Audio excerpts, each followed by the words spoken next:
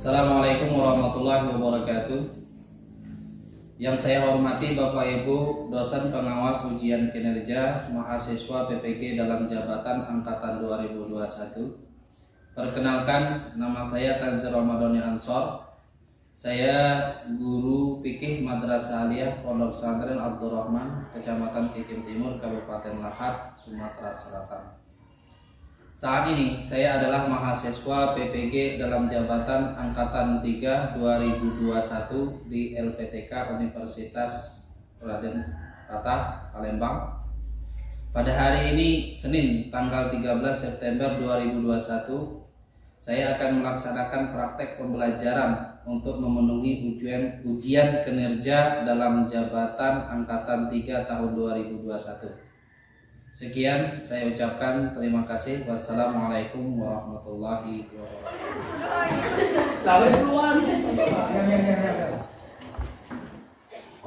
Assalamualaikum warahmatullahi wabarakatuh. Waalaikumsalam warahmatullahi wabarakatuh.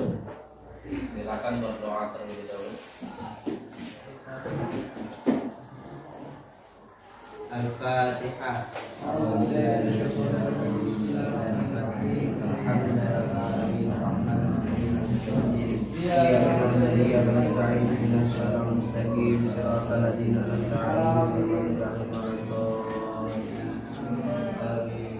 Di absen dulu ya.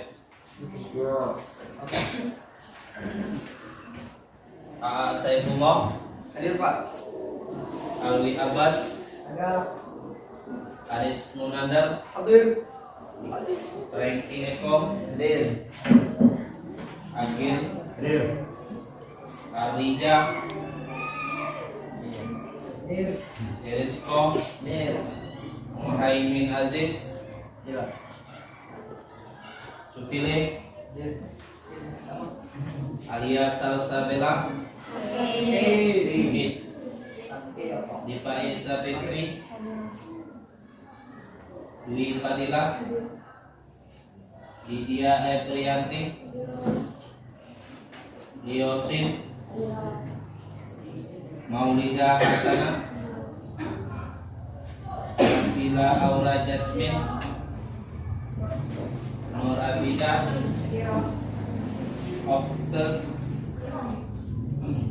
Opi El Santi Rica Rosi Tiara Vita Lydia. Sehat semua hari ini? Alhamdulillah. Siap belajar? Siap. Ya. Tidak ngantuk?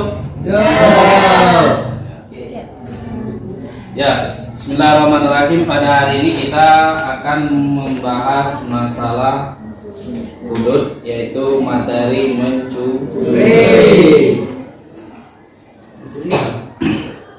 Di sini mencuri, yang pertama kita harus mengetahui pengertian dari mencuri, baik itu secara bahasa maupun istilah. Kemudian lagi yang harus kita ketahui hukum bagi mencuri, hukumannya bagi pelaku pencurian, kemudian hikmah dari mencuri. Ini ya. Tahu kamu mencuri apa? Tahu mengambil barang Tanpa izin. Mengambil barang orang Tanpa izin. tanpa seizin orang lain secara sembunyi.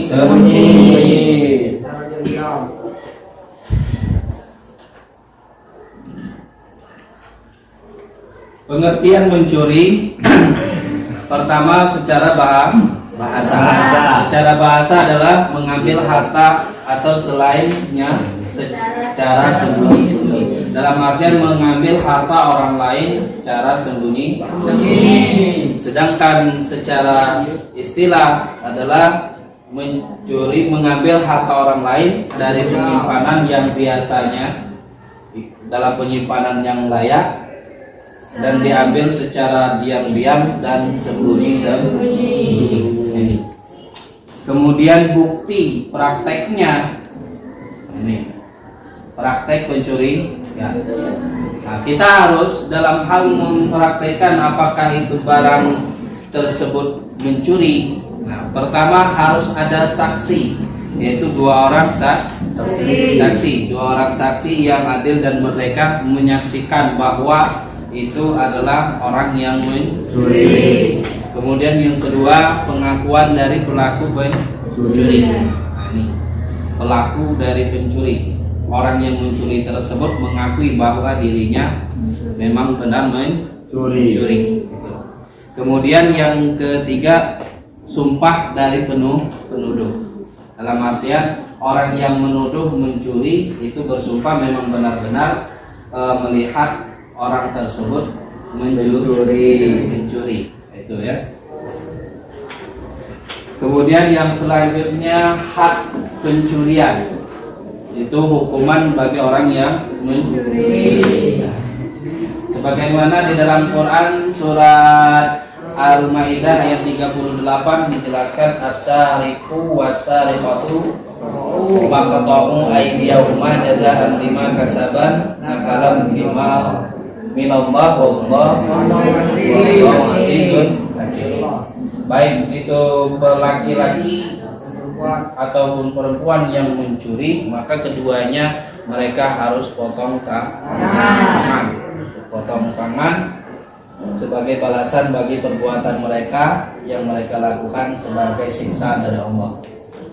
Kemudian dari sabda Rasulullah SAW yang berbunyi dari Abi Hurairah an-Nabi SAW, qala Isarik menjelaskan tentang orang yang mencuri, insarafa faqatahu yadahu, summa insarafa faqatahu rijlahu. Insarafa faqatahu yadahu, summa insarafa faqatahu rijlahu. Nah, di sini. Dalam artian di sini dijelaskan apabila seseorang mencuri, satu kali mencuri, itu tangan kanannya yang dipotong. Kemudian kalau mencuri lagi, kaki kiri. Mencuri lagi, tangan kirinya. Jika mencuri lagi, maka kaki kanannya. Sehingga dua tangan dan dua kakinya itu dipotong. Terus bagaimana kalau mencuri lagi? Kepalanya. Tazir. Ya. Sehingga bisa kita simpulkan dari apa yang dijelaskan dalam hadis tadi. Ini potong tangan kanan kalau baru pertama kali, potong tangan kiri, kaki kiri jika mengulangi untuk kedua kali, kemudian tangan kiri jika mengulangi untuk ketiga kali, kaki kiri jika mengulangi untuk keempat kali. Jika pencuriannya dilakukan sampai 5 kali, maka ditakzir dan dia dipenjarakan Sampai bertobat. Mati. Kemudian kadar barang yang dicuri. Nah, ini menurut Imam Hanafi nisab curian itu 10 dirham. Itu 10 dirham. Atau disebut jumhur ulama mengatakan 1/4 dirham.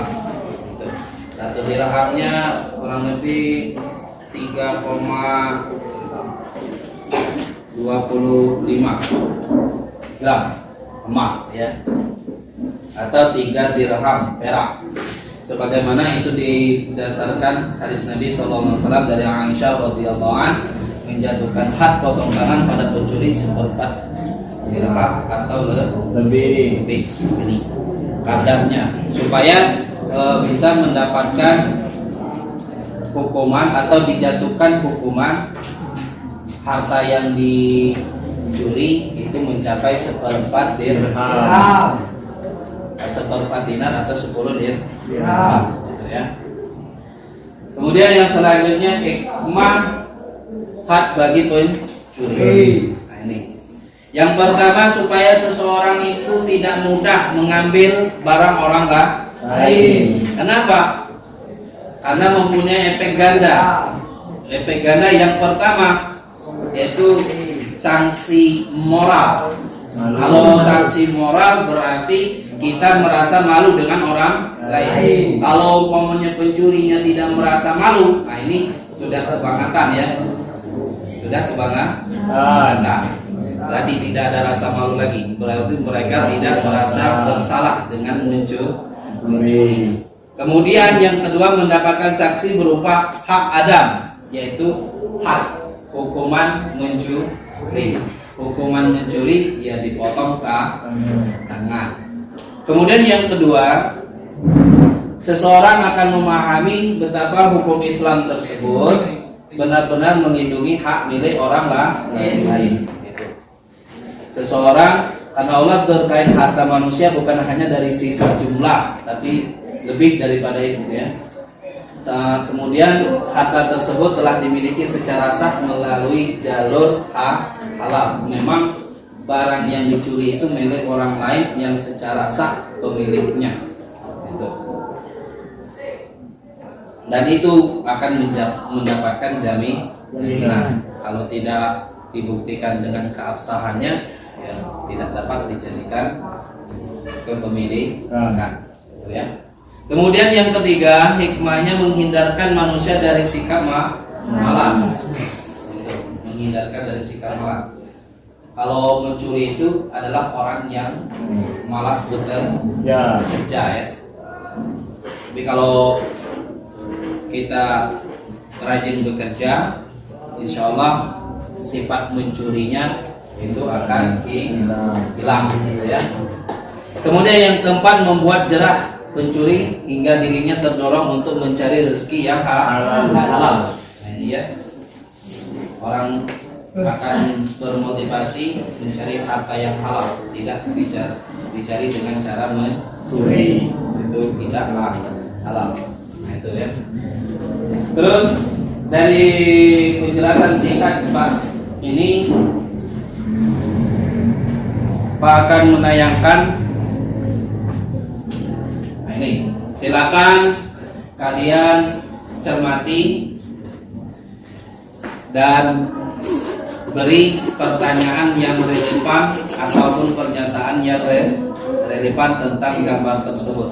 Silakan dicermati kemudian langsung didiskusikan. Oke, silakan. Oke, silakan.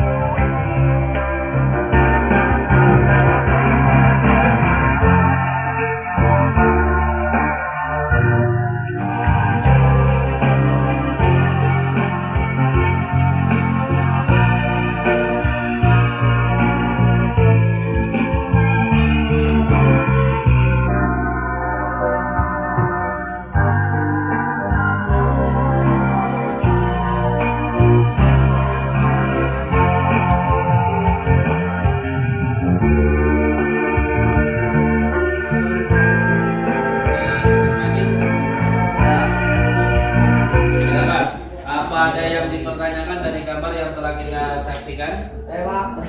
Oke, silakan. Assalamualaikum warahmatullahi wabarakatuh.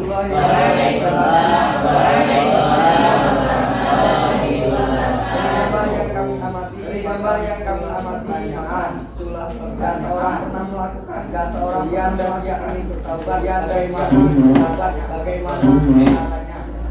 Jika seseorang sudah melakukan pencurian dan dia ingin bertaubat, bagaimana caranya? Siapa yang ingin menjawabnya? Dipersilakan.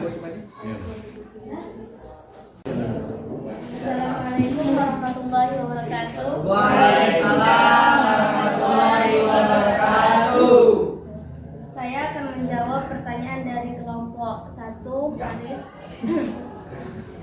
Di antara cara bertobat dari pencuri yaitu adapun barang yang dicuri adalah harta orang lain, maka harta ini harus dikembalikan atau diganti dengan nilai yang uang misalnya yang setimpal. Terus harta atau barang yang diambil tanpa ridho pemiliknya atau mencuri, perampok, menipu dan sebagainya dan tidak diinginkan pergantiannya, barang tersebut harus dikembalikan. Dan jika tidak bisa dikembalikan ketidakmungkinan, maka akan menjadi beban utang yang wajib dilunasi. Jika tidak bisa ditunaikan sampai pemiliknya meninggal, maka wajib dikembalikan pada ahli warisnya. Jika tidak bisa pula disedekahkan atas nama dirinya. Itulah yang dapat kami jawab. Terima kasih. Waalaikumsalam. Assalamualaikum warahmatullahi wabarakatuh. Oke, itu jawaban yang pertanyaan tentang gambar. Apa ada yang ingin bertanya lagi? Ya, Pak. Ya, silakan. Assalamualaikum warahmatullahi wabarakatuh. Waalaikumsalam warahmatullahi wabarakatuh. Saya ingin menanyakan, apakah mencuri boleh dilakukan jika untuk kebaikan? Ya. Pertanyaannya, apakah boleh mencuri untuk kebaikan? Apa ada yang ingin menjawabnya? Saya Pak. Ya. Assalamualaikum warahmatullahi wabarakatuh. Waalaikumsalam warahmatullahi wabarakatuh. Baiklah, saya akan menjawab pertanyaan dari kelompok itu. Tadi kan, bolehkah mencuri untuk kebaikan?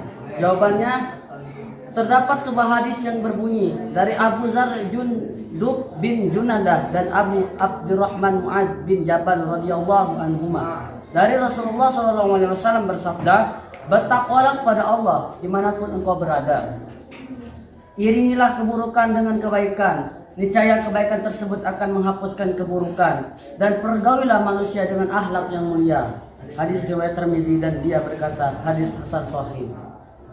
Dari hadis tersebut tidak dapat serta-merta diartikan bahwa setiap manusia diperbolehkan untuk melakukan keburukan asalkan diiringi dengan kebaikan, melainkan makna dari hadis tersebut yaitu bahwasanya ketika seorang telah melakukan taubat dan menyesal atas keburukan yang telah dikerjakan selama ini, maka salah satu upaya yang dapat dilakukan untuk menghapus dosanya adalah dengan melakukan kebaikan.